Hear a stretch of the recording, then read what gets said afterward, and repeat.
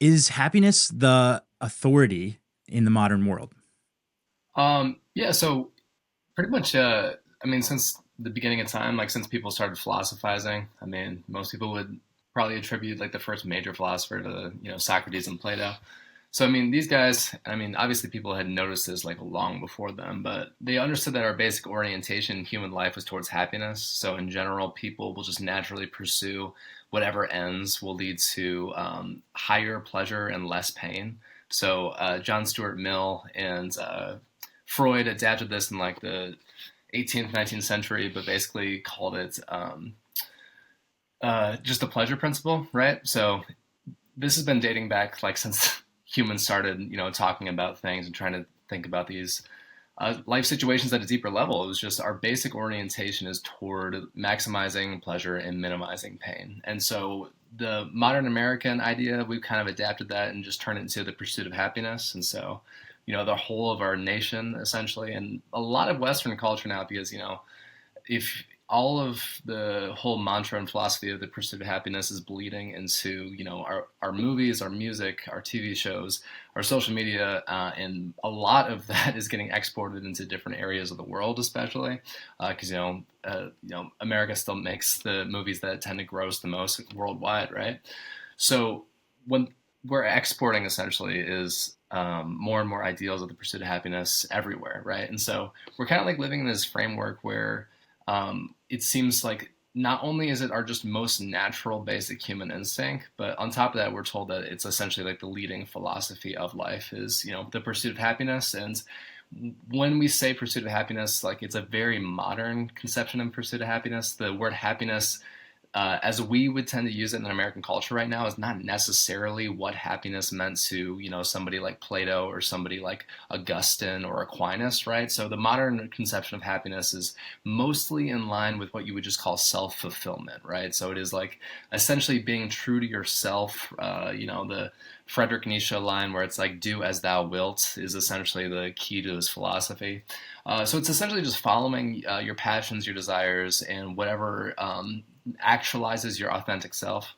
So all of these kind of conceptions of the good life are based around that idea. And so when we say happiness nowadays, for the most part, we're talking about actualizing our authentic self, being true to our base desires, the natural inclinations that we have, running away from anything that is not comfortable necessarily, and then moving towards whatever does bring a sense of comfort or actualization or some semblance of fulfillment. And so, yeah, I mean, that's essentially what it is. And that's kind of how it's progressed over the years, but it takes on many different shades. So, yeah, but I mean, if you look at Merriam-Webster's definition of happiness, you'll find it's like a feeling of elation, but then below that it'll be the experience of having your wishes met. But if you look at the definition they have of the word pleasure, it's also the experience of having your wishes met. It's like the same exact definition that they're using. Okay. And so that's not the technical happiness that Aquinas and Augustine and Plato were talking about. But it's just basically bled into our culture so much, this idea of fulfillment, that that's where it's at nowadays. Yeah.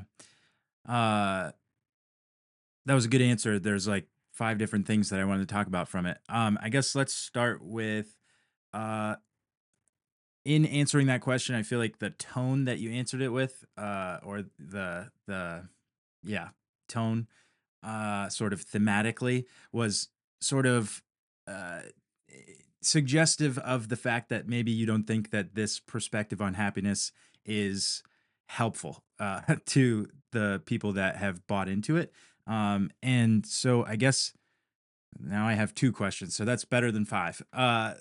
The the identity of the person who thinks that self actualization is equal to the fulfillment of their wishes. Uh, how why do we think that? Why do we think that our identity is our wishes?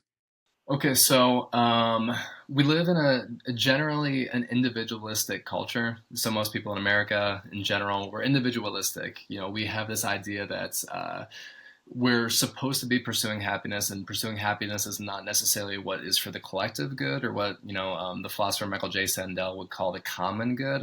We are pursuing a very individualized version of the good, and so the reason why we believe that happiness is more about self fulfillment than say like something like striking justice for society, or helping others, or just raising a really good family that is moral and upright, or uh, public service or something like that. It's one of the things that's really down with Gen Z, especially, is volunteerism. Gen Z Mm, like is really struggling to grasp the idea of public service, which is very sad. We do need more of that. But essentially, because we are in an individualistic society, we see happiness more as this idea of self fulfillment, and it's not necessarily something that we see as like wrong or selfish or anything. We just see it as the natural outgrowth of what we are supposed to be doing. Because I mean, it's essentially what the country has been founded on. It's been going on for a few hundred years now, and for the most part, it's gone decently well for some people, and they can kind of feign an idea of like a really good life, but it does go often downhill for a lot of people. It's not necessarily a very fulfilling thing. The idea of like pursuing pleasure as a means to happiness, eventually you just hit a wall. There's like the social scientists who study the pursuit of pleasure, they call it like an inverted U curve, right? So like if you don't have enough money, you're kind of struggling because you're at the bottom of the U curve.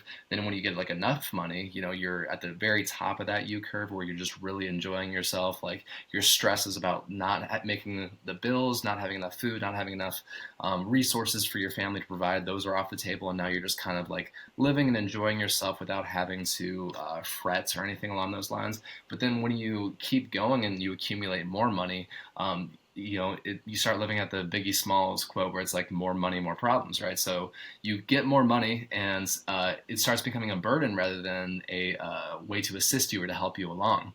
And so in general, it's like all the reasons that we kind of think about happiness, or the way that our culture has set us up, and they've given us these role models, or these icons of people who are living the good life. We are all oriented towards this idea of like, how do I live a blessed good life? And so our culture offers us these models of what it means to live a good life, and it's usually something involving having a ton of money, a ton of fame, a ton of social status, possessions, wealth, all of these things. But obviously, like the more of those things you accumulate, the less they tend to be fulfilling in the long run, because humans have a natural tendency to adapt to any level of pleasure that they're accumulating. So no mm, matter what, even if they're really just in, I don't know, you can use any possible example that you want. You could talk about pizza if you wanted, right? Like you can have just a medium amount of pizza and you are at the like height of pleasure, but if you have too much, you will get sick. Every other possible pleasure in our universe has that mhm. same route. It's an inverted U curve, okay? So it goes up on a hill and then it comes back down on the other end. There's a effect from not having enough of it, but then there's a hangover effect from having too much of it. And so if we don't keep our pleasures or our desires or our wants in a proper ordering, which is like, a big part of like the Christian tradition is just trying to figure out how to reorder our disordered desires. So if we don't have those in a proper order, then it just has ramifications on our overall. I mean, I don't want to even just say mental health, but just spiritual well-being, everything about you. So it becomes an idol essentially. When we uh identify with our like hungers or our desires, it feels to me like we're that feels wrong. Like maybe it's just my understanding of the Bible, and so that's shaping my worldview. But it seems like Yeah. there's more to a person than just what they want in the moment, because you could see like, I don't know, there's a in like influencer culture or something like that, the social media age where everybody wants to be relevant or talked about or popular or something.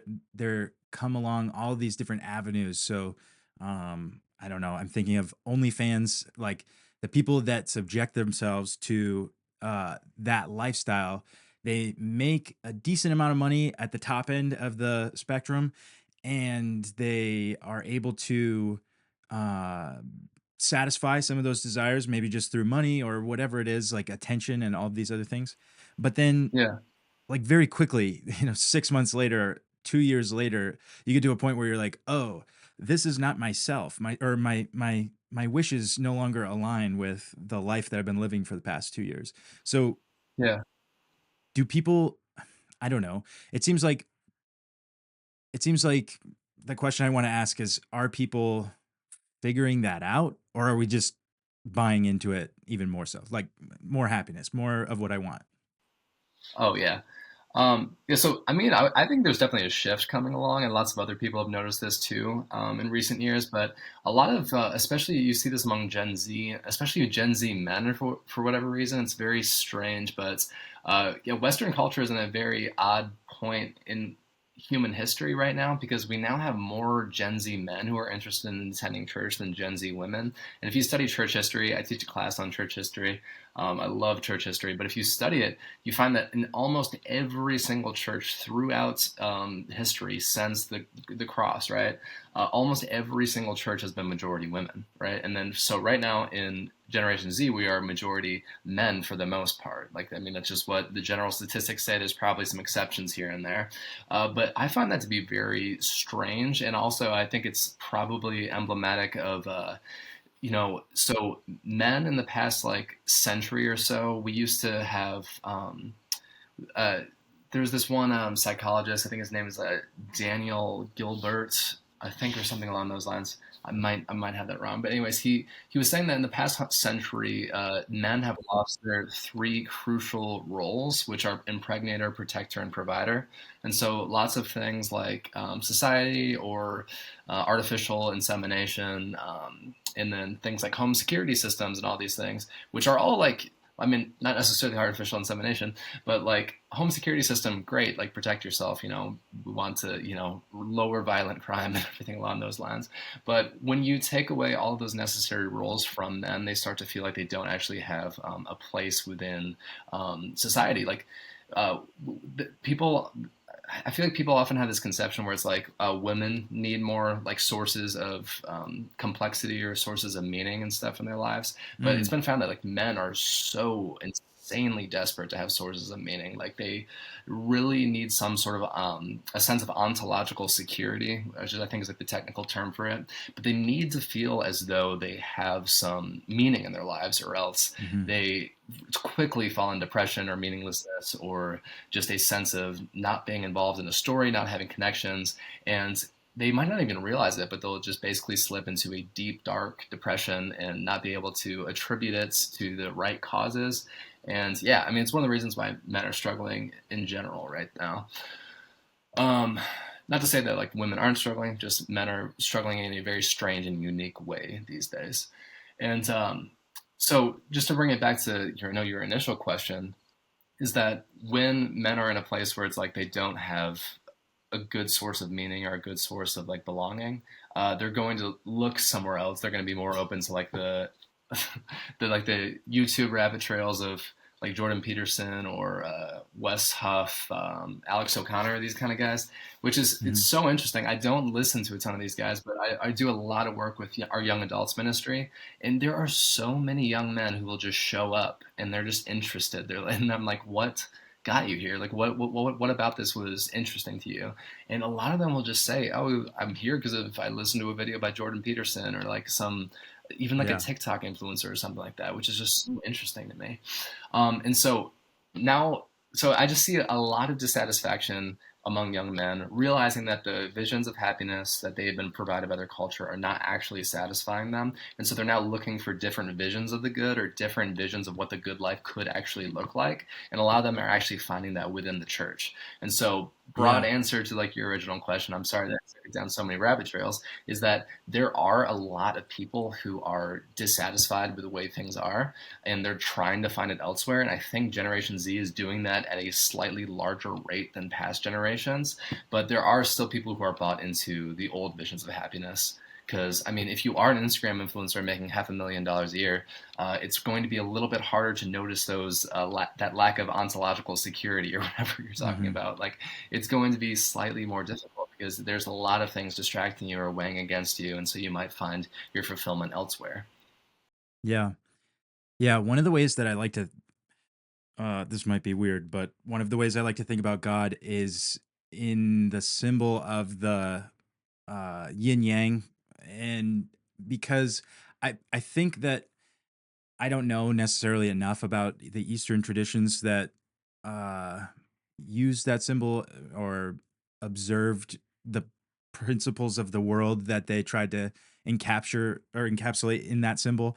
But I think that what they're describing is this sort of like raising up of the weak and lowering of the proud, and reap what you sow. And God is fair, he's just, and he's merciful. So he has all of these like dual qualities to him that like you were talking about how we're seeing this interesting shift in culture, and even describing like the bleeding edge of the struggle is with men, and so we're still adjusting to that as a society where we all have to like caveat when we're like obviously women suffer, but men are starting to struggle a little bit because we're used to the way that it was. But Yeah, just in a unique way. Yeah. right, it's unique, but it's sort of like a reaction. So anyway, the yin yang symbol for me, I think it was Jonathan Pajot illuminated the uh, what he believes to be a sort of parallel image of Israel being led by the pillar of fire in the darkness at night, and then by the pillar of cloud in the daytime. So he said that's similar to um, like a dark spot during the daytime in the light, and then light spot in the darkness of the night. And since then I've just seen things that way where it's like there's sort of like a natural inbuilt governor that is, I think, God, and I think he actively participates in this, but sort of like when things get out of balance, we're always concerned about like, Mhm. if God had wanted us to fly, he would have given us wings, that sort of mentality. Like, are we doing something that's outside of the ken of what God can uh, effectively save us from? And I think the answer is he can always save us.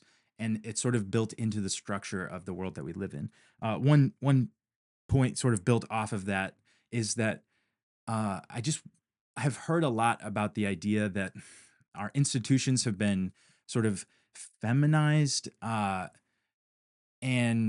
I don't have any sources to cite on that, so I don't. If I offend somebody, I apologize. I'm just saying that I think that might be true in the sense that school is geared a little bit more towards somebody that can sit still. So from a very young age, the people that are going to excel at it are girls, just because of the disparate attitudes of the little boys and girls. And then from that point on, there's a bit of this, just you described it in church history, that women, I think, appreciate institutions because they sort of provide some of the stability that uh a woman is looking for, as opposed to a man per se, because men are typically a little bit more like able to defend themselves, I think, and so they maybe are on a distribution of personalities. They might be a little bit more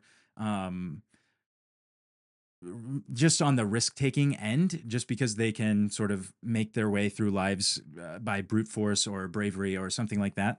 And women, like with childbearing and the fact that they're smaller than most men, like they have these very existential threats to their existence. So with that, the feminization of institutions, typically I think of that in like uh, higher education or something like that, where the statistics do show that women are excelling over men in those institutions. But then when you bring it up for church, I wondered about like I would need numbers maybe, but like there's a historical arc.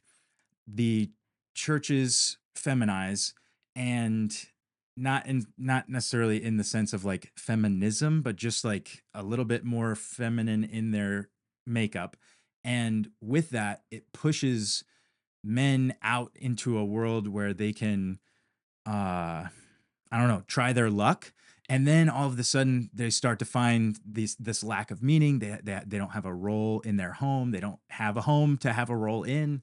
And then potentially uh, the the resurgence back to the church would be that the church kind of stayed in the same place. Maybe the institutions feminize or masculinize, and but the truths that like you're going to school to study from Scripture, they stay the same. And so this balancing effect of that, uh, the culture goes one way, and then the truth remains sort of central.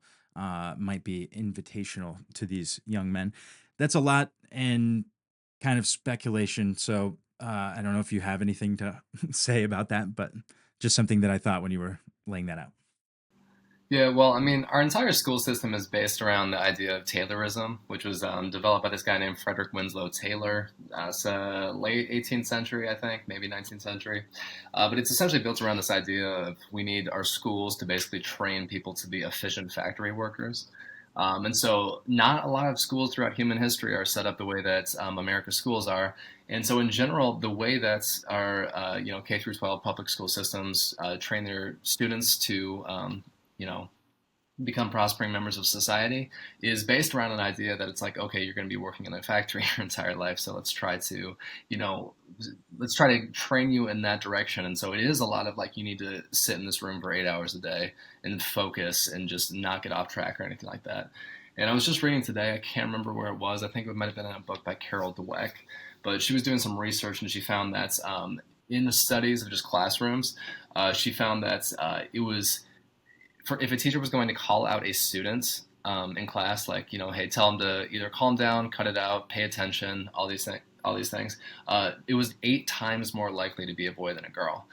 There is just something natural, and I mean, any mother of a boy is going to tell you this. Like there is just a natural energy that boys have, and it's just not a bad thing whatsoever. Like it's nothing wrong with it, and it's not saying that like boys are not functioning well or anything like that. It's just they just naturally have a little bit more energy, rambunctiousness, and a lack of conscientiousness. And conscientiousness is essentially one of the big five personality traits, and it's your capacity to take risks. And so, generally speaking, not every woman, but women tend to be a little bit higher in conscientiousness than men, and so men are slightly more likely to take risks and to care less about not necessarily breaking the rules, but less about like conforming to the exact standards that are set before them, and they might want to like get outside the box a little bit. Again, not saying one is inherently better than the other or anything like that, but it's naturally set up in a way, especially our public school systems, in a way that's not really allowing boys to flourish. And I mean, the statistics on the amount of boys who are being prescribed ADHD medication is pretty troubling at this point in time. Lots of boys do have ADHD. That's like a veritable fact, but those current statistics are that 1 out of 4 boys is being diagnosed with ADHD and being put on medication, which is just so much. That's just a totally unprecedented amount of people, and so it's just obviously one psychologist testing one boy is going to not see this, but when you take a step back and you like look at the entire trend, it's like okay, there's way too much ADHD being diagnosed here. There's way too much ADHD medication being given to these boys in general, and so we just have to like look at this entire trend and kind of see what it's saying. And so I'm not. I have no idea what the future of education should look like for K through 12 students or anything like that. But in general, there is a just inbuilt American idea that some schools will not be as welcoming towards not boys in general, but just towards people who might lack conscientiousness and have a bit more rambunctious type energy in general. And that might bleed into our other institutions. I know definitely it can bleed into workplaces. We see that a lot in like organizational psychology, people kind of noticing these trends a little bit. Yeah, I mean, that's how I would respond to your question. Sorry if it was a little bit all over the place, but No problem. I rambled first, so I'll take the blame for that one. I thought it was a good answer. Another thing that I thought was, uh, as it relates to happiness and pleasure, we hear a lot about dopamine. I don't know your familiarity with neurochemicals, but I heard that serotonin is actually uh, it's the neuromodulator, meaning the chemical in your brain that allows you to uh, withstand adverse events in your life. And so it's also involved in your sort of status evaluation of yourself. So, like, where do you stack Hmm. up in your society? And I guess to ask a question based off of this, I'm going to ask a leading question. My theory is that we live in a in a very volatile status environment, meaning that, you know, one thing that you say online, or you just know how you know, politics can divide a room like that. Like, if you say the wrong person's name in a favorable way, then you're out of the group. Yeah. And so we just live in these times where you don't quite know where you stack up, and I think that might be attached to this lack of meaningful roles for people to play, because Hmm. as you laid out the three central roles for the masculine ideal, I think there's a feminine uh, counterpoint to be made in the way that we sort of like push women out of their like family roles into professional roles, like kind of against their will, maybe. Like, it doesn't matter what they want, it's better for them to be in the professional space. So making that judgment for them, I think, puts them in that same boat of like, where does my meaning come from? And if it comes from my job, then why do I like being a mom so Hmm. much? And all of these problems for everybody crop up to create a dopamine culture that I think is attached to like a survival instinct. Like, am I progressing towards something that I want, because I don't know what my status is? It's all up in the air. So that's my theory. Uh, do you know anything fun about dopamine and serotonin? Yeah, well, I mean, I'm doing my PhD in a theology of social status, so I've had some thoughts about this, but yeah. So status is a fundamental human need. This was established in a 2015 paper. It was led by a guy named Cameron Anderson and a few other people. But anyways, they went beyond like any previous research. You know, lots of other research had found that we like to feel like we matter in society, and then we'd like to feel respected. We like to feel liked by our peers. But then they took an amalgamation of so many different studies and ran a few of their own, and they basically found that yes, like all that's true. We like to feel like we matter. We like to feel like we are liked or respected by others.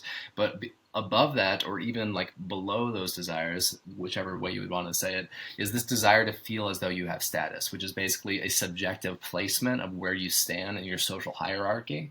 And it can be determined by like anything. It can be like determined by intelligence, by your wealth, by your house, your car, your following on social media, anything like that. And then you have Your the height? yes, height. That's a very big one, and your alma mater. That's another huge one, of course. Your job, and so all of these things kind of basically add up into your sense of social status. And so we are all essentially always unconsciously measuring up with other people like throughout our day. It's an unconscious social process, which is very fascinating because like when I heard people actually explain it and read this study and everything, I was like, oh, I do this constantly. I just nobody had ever like put words to it or, decided it, which is why I wanted to study it more. And so, yeah, so what happens when you don't have status? What happens when you aren't high up on the ladder? It's actually very discouraging and in some cases kind of depressing. So there was this huge study in the UK, and if you want to find a place that is obsessed with status, you would kind of think you would want to go to America or like Los Angeles or New York or like one of these places. But actually, if you go to London or just in general Britain, that area is way more status obsessed than any place in America. I'm pretty convinced. So over there, it's like a very strict like hierarchy of social classes, and a lot of it is still unspoken and implicit. It's very rude to be like talking about this in public. It's like one of the social ills that you would not want to do. And so when they did this large study of like office workers and different type of employers and stuff in the UK, they found that uh, every every hierarchy, every step in a social class within a corporation, they would like live longer or healthier based off of where they placed. So people at the bottom of the hierarchy, like the lowest level, like I don't know what the lowest level technically is, like possibly like an assistant or like a janitor or something like that. I'm not sure what it would be. But the people at the lowest level would live the least healthy lives. They would die much sooner. Whereas the people on the higher level would live the longest and live the healthiest lives. It wasn't just about money or anything like that, but it was literally just the status that it was affording them. Something about the social status was affording them a longer and healthier life.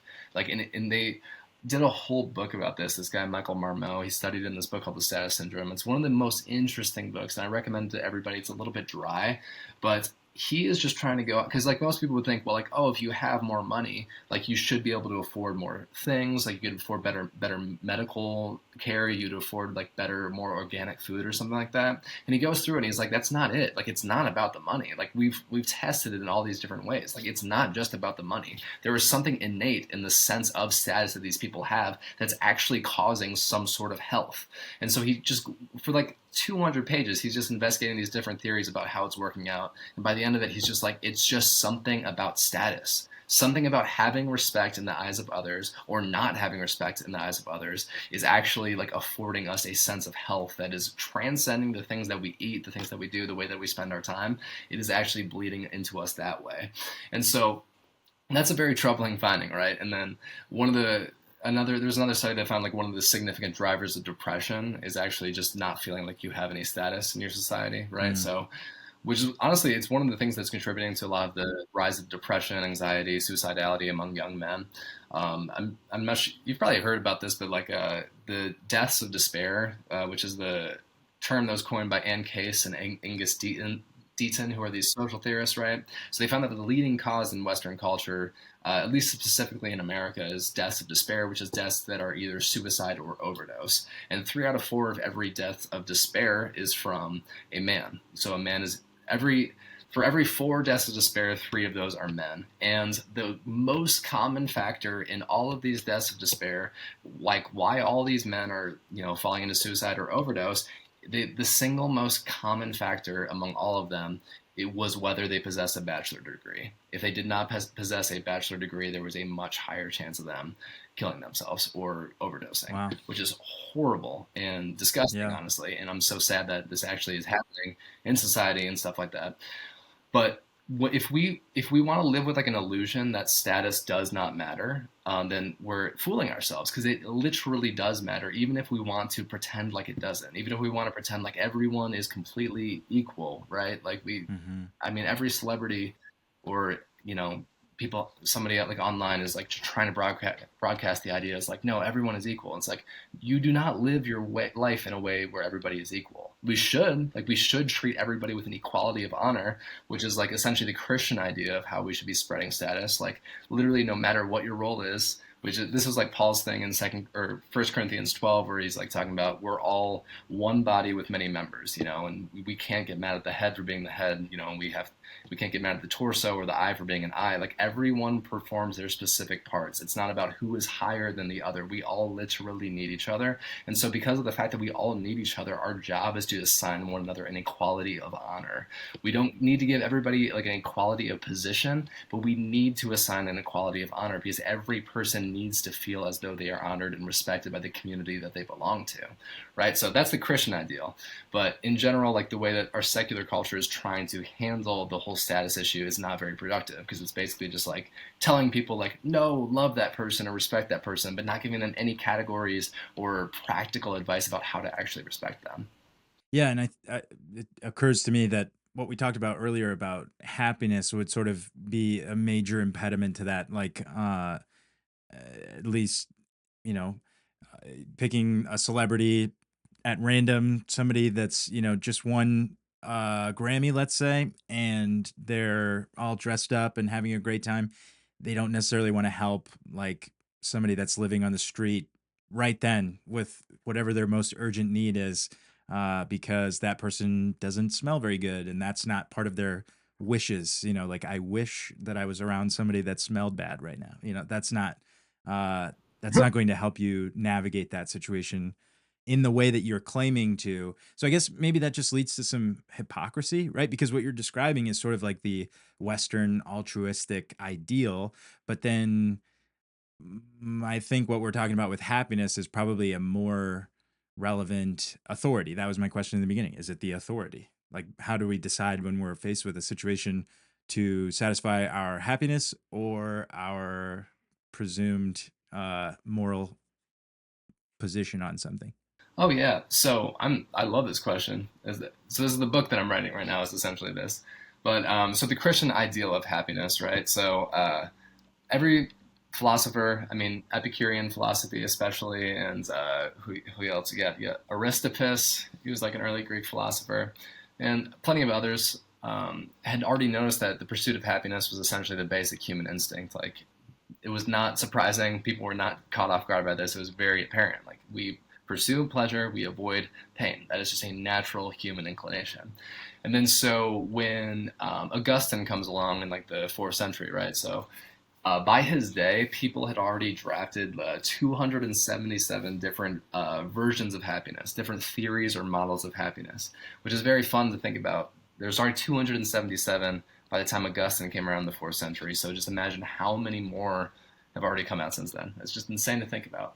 But anyways, so what Augustine was noticing about human nature is that he realized also that everybody was seeking happiness, but he realized that the pursuit of happiness, that human inclination, that human bend that we are all just wired towards to pursue in every moment, is the way of Jesus. That answer to that longing in all of us is following Jesus. It's life in the kingdom. It is living life according to the Sermon on the Mount, the Beatitudes, all of these different things, right? And so he was trying to. It never became his like most popular philosophy. It was just in a lot of his like more like his side stuff and like sermons and whatnot. But in general, like he brought about this orientation to happiness that was kind of revolutionary for its time. And then Aquinas picked this up back in the Middle Ages, right? So he basically took this philosophy of happiness even further and like created this amazingly beautiful, wonderful system of happiness. It was just based around this understanding where it's like God and Jesus, like God would not have wired us, all of us human beings, to desire happiness as our basic instinct if the life that Jesus was offering was not somehow answered by this was not somehow the answer to this human longing, right? So there was no way that God was just going to say, like, I'm going to design every human to want happiness, but if you actually follow Jesus, you are not going to experience any happiness whatsoever.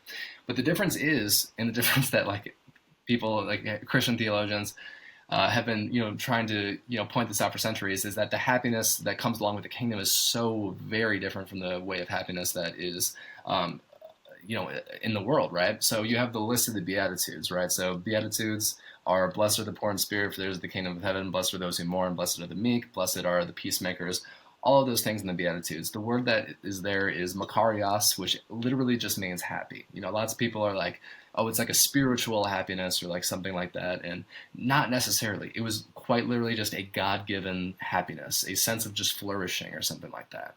That's where most of the modern scholarship is about the word makarios at this point in time. They're like, no, just recover it as a word that means happiness, because a lot of Mm-hmm. theologians don't like it because they're using a modern definition of happiness that means like, oh, it's like pleasure, it's like everything, and it just gets confusing. But it's like, no, they were quite literally just talking about happiness. But what Jesus sets up in the Beatitudes is insane and like very hard to comprehend.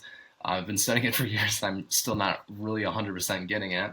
But essentially, it's like a negative vision of happiness that is actually the positive vision. So it is an upside down vision of happiness. So everybody that he lists, the poor, the meek, those who mourn, the pure in heart, the merciful, right? All of those people are essentially the lowest in society, right? Like nobody who is living according to the world's vision of happiness, maximize pleasure, and avoid pain, right? Nobody who is living according to that kind of mentality is going to ever look at the Beatitudes and think that there is any happiness involved in that. But Jesus is literally saying, like, nope, this is kingdom happiness. I'm actually defining it for you right now. And then I'm going to give the rest of this sermon, which is going to talk about how you can, basically control your anger and become the kind of person who would never want to cheat on his wife and would become the kind of person who would never lie, who does not want to take revenge, and who does never would desire to hate his neighbor, and who will even go so far to love his enemies. I'm going to explain the vision of happiness and then get into this intense sermon where I'm giving the most lofty, high moral standards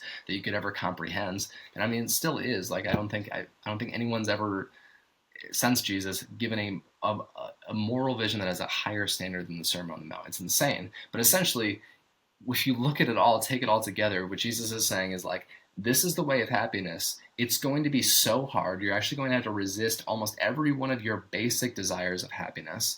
But once you resist those, I'm going to teach you a vision of happiness that's actually going to leave you full and satisfied and fulfilled.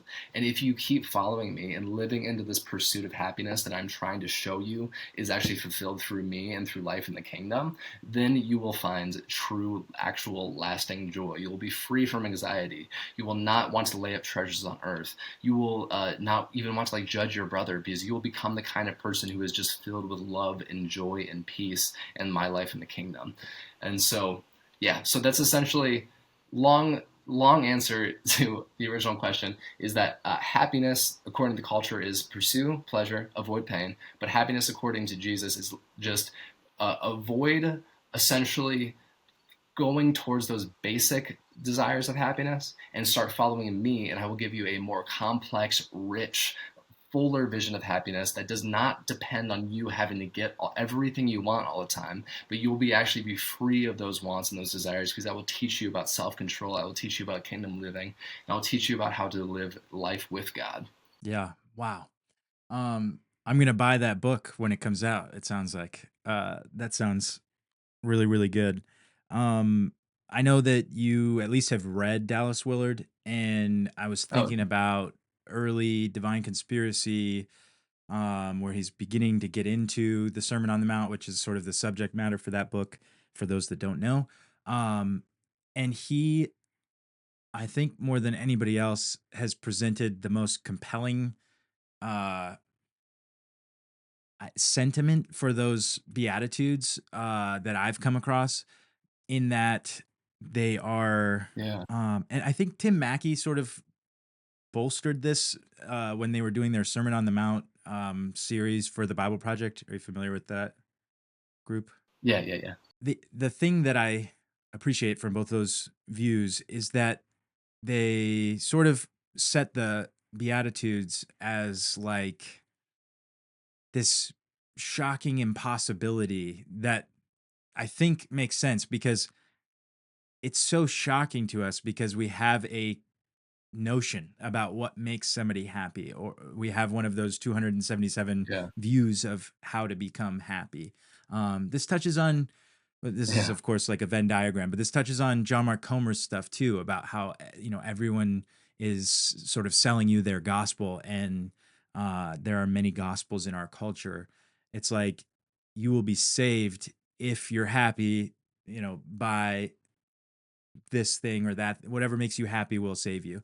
And it is so it's sad. I love this conversation, but it's sad to sit here and think about, like, in my own life, I pursued many things trying to become happy, or uh yeah, to feel as though I have status. I feel like that one's still one that I might struggle with. I don't know if it's a struggle or sort of an innate functioning of uh my desire to make sure that I'm like doing a good job being a part of my community, but those things pull us away from like meaning, because I have a wife and I have a son, and yeah, those are two of my most meaningful relationships.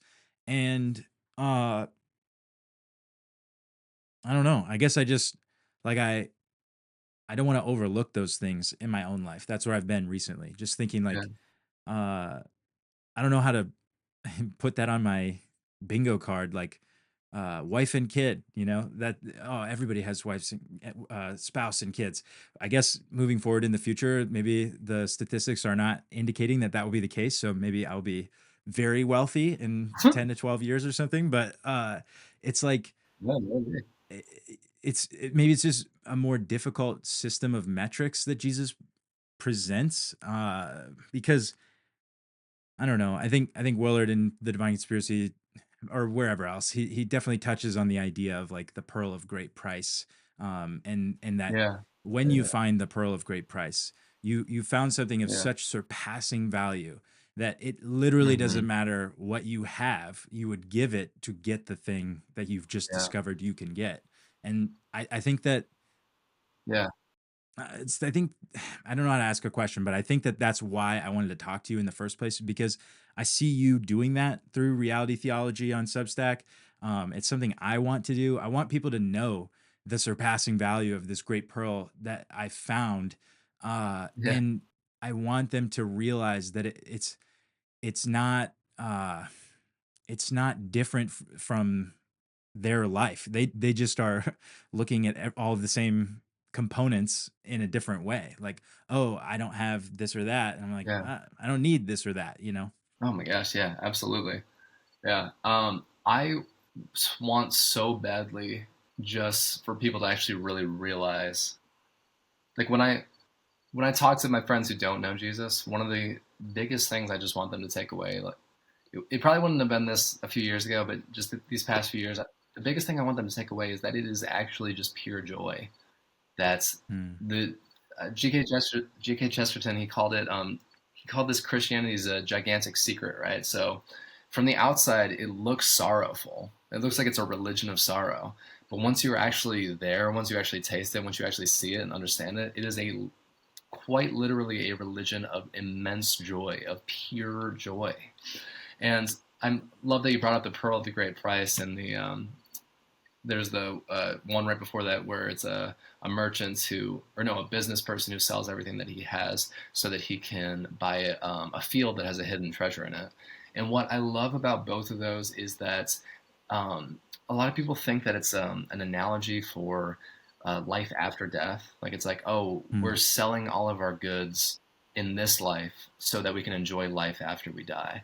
And what's so fun to bring up about this passage is that both of those men are fully alive as they have the hidden treasure in the field or the pearl of the great price, right? Like they knew what the cost was beforehand. They saw it from a distance and they sold what they had without a second thought because they had already accounted for the cost of it. So lots of people think of it that verse as like it's about great sacrifice. It's about being just struggling really hard to like kill your flesh or your desires or anything like that. Hmm.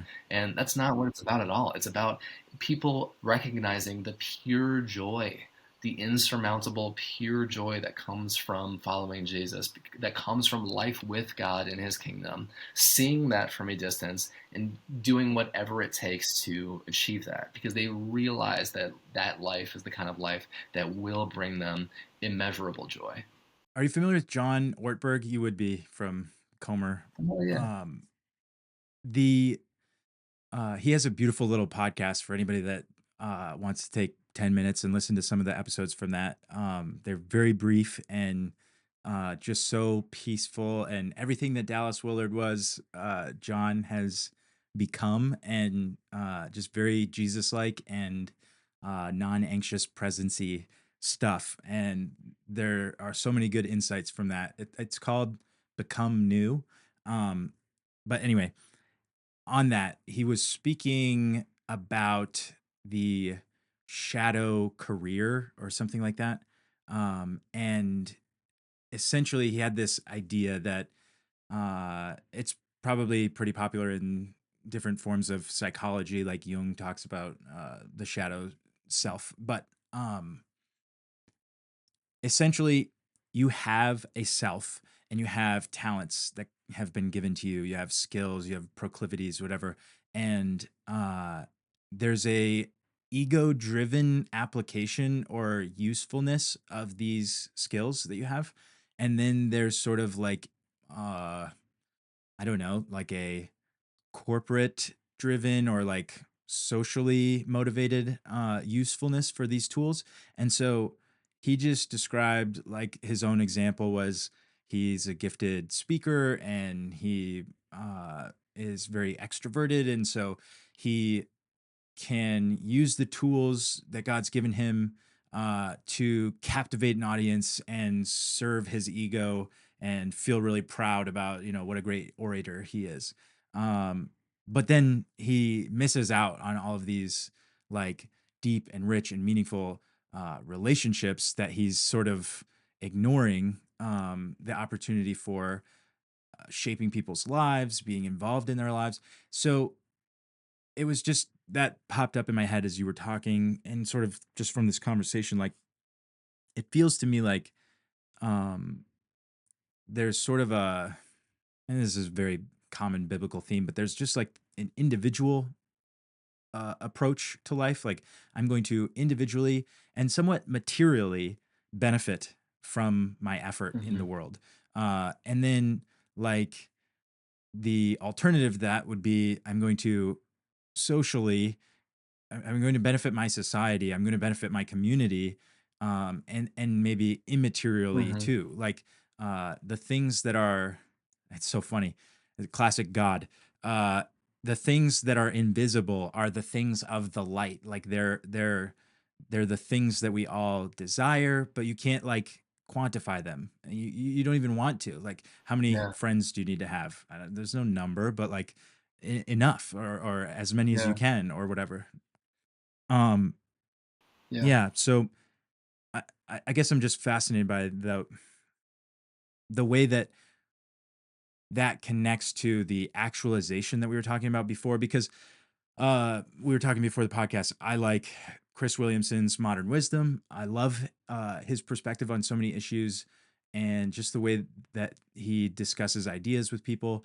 But one of the core themes of that podcast is self actualization, I would say.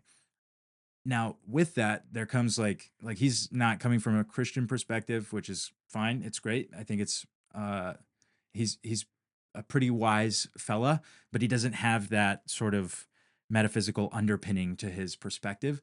But the way I would describe the self actualization that he puts forward is that he describes you actualizing the self that is truly you on the inside. So like you are able to put it out into the world in such a way that it is authentic, it's genuine, it's true. And that seems like something that aligns with this vision of the shadow self being a warped version of you, using your tools to uh, get to some sort of power or authority or pleasure that you can accrue to yourself. Whereas the light side of those gifts would be uh, very self giving, very beneficial to the community, and it wouldn't be so much bound by. Yeah, like it wouldn't be focused on yourself. Lots of the times when people talk about happiness, especially in the Christian lens, you'll hear things like God wants holiness and not happiness, and God is happiness, or I don't need anybody else, I just need God. And that's not true. I mean, the Bible never states that anywhere. It says that we should love the Lord our God with all our heart, soul, mind, and strength, right? But it doesn't say that like God is quite literally everything you need. He designed us to be in community. He designed us to be with others, and he also designed us to work. It was a big part of human design. Like we were made in his image, and even before the fall in the Garden of Eden, right? Men and women had jobs. Like they had things that they had to take care of. And so when we're talking about, the thing about John Ortberg and everything, it makes total sense to actually see part of your career as giving you a lot of meaning because God basically designed us to find meaning in our careers and stuff. And so uh, there's even part in the Second Thessalonians where Paul is critiquing the Thessalonians for not working, right? Like he's saying, there, it's actually wrong for you guys to not work, and if anyone's not working, they should not be able to eat, right? Which is an extremely intense thing to hear from any apostle, right? It's just not necessarily something that you'd hear on a Sunday morning.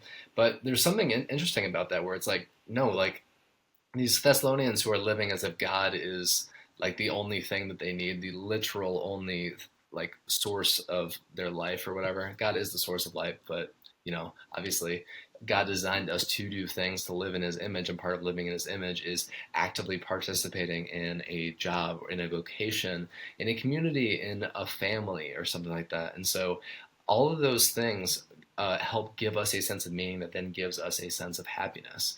And so that's just one of the things that we get kind of wrong about happiness that I've been seeing a lot is like Christian happiness is not just like God, quote unquote. Like that's obviously the biggest source of it, like the most, like we will find the most satisfaction if we find ourselves satisfied in God. But beyond that, finding joy in your marriage to a wonderful partner, a joy in raising a child, a joy in working a wonderful job that is contributing to your community in a beautiful way. All of these things are wonderful and beautiful sources of happiness that we can experience with God in our lives. Yeah, absolutely.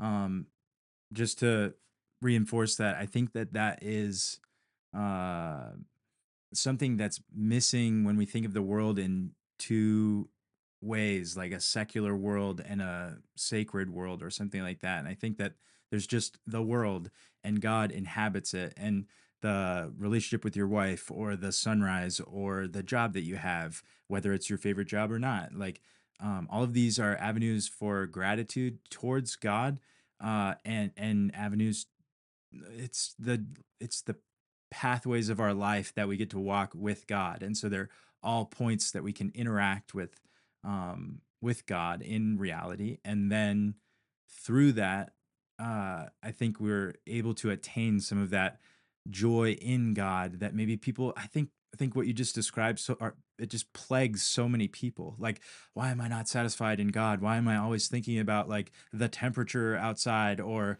what I'm going to eat next, or what? It's like because you have a body, like Yeah, yeah. it's part of, you are a part of his creation.